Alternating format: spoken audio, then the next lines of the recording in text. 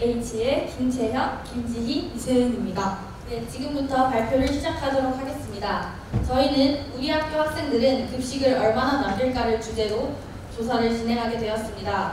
저희가 이 주제를 선정하게 된 이유는 매월 하는 자치조회 시간에 영양사 선생님께서 잔반량에 대해 이야기하시는 것을 듣고 심각성을 느끼게 되었습니다. 이에 관련 기사를 찾아보던 중 우리나라 음식물 쓰레기의 10%가 단체 잔반이라는 사실을 알게 되었으며 연간 음식물 쓰레기 처리 비용이 약 1조 원 이상이라는 사실을 알게 되었습니다. 또한 지구과학 시간에 음식물 쓰레기가 온실가스 증가에 미치는 영향에 대해 학습한 후 저희 잔반을 줄여야 하는 데 필요성을 느껴 저희 학교 학생들의 잔반을 통계적으로 알아보고자 하였습니다. 이와 같이 저희는 두 차례에 걸쳐 조사를 진행하게 되었는데요. 1차 조사는 저희 학교 학생들 100명을 대상으로 국가 밥을 남기느냐, 또 그 이유에 대해 현장 조사를 실시하였으며 2차 조사는 학년당 10명씩 5회 무작위 추출을 하여 표본 조사를 실시하게 되었습니다. 다음으로 조사 결과입니다. 1차 조사 결과로는 학생 100명을 대상으로 국가밥을 남기는 양과 그 이유에 대해서 실시한 조사 결과를 나타내었는데요. 먼저 국을 남기는 학생의 비율은 무려 89%나 되었습니다.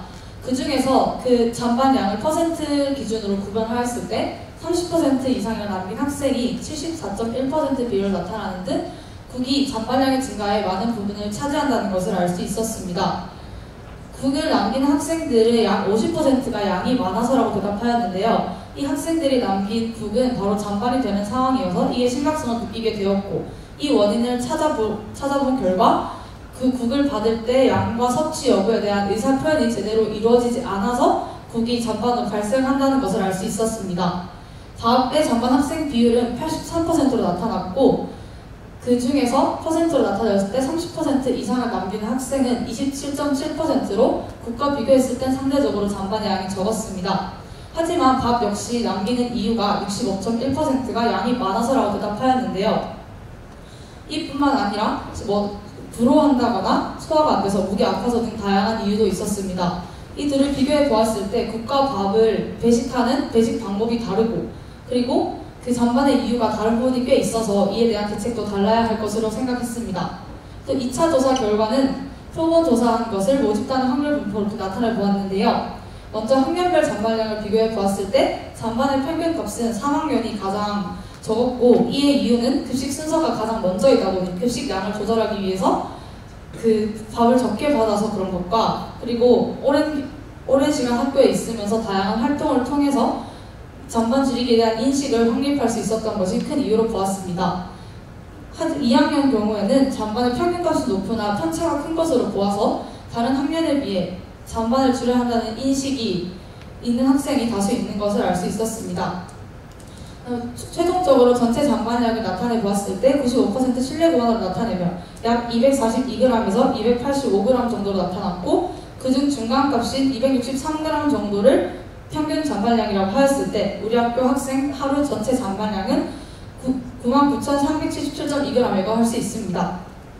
네, 이렇듯 우리 학교 학생 1인의 잔반량을 263.6g이라고 하였을 때 전국 중고생들의 전체 잔반량은 27만 6,410톤으로 이는 전체 집단교실소 1년 잔반량의 53%에 해당하는 양입니다. 따라서 우리 학교 학생 한 명이 1년 동안 잔반을 줄인다면 약 0.033kg의 소나무를 심을 수 있으며 전체 중고생들이 1년 동안 잔반량을 줄이면 97,149kg의 소나무를 심을 수 있습니다.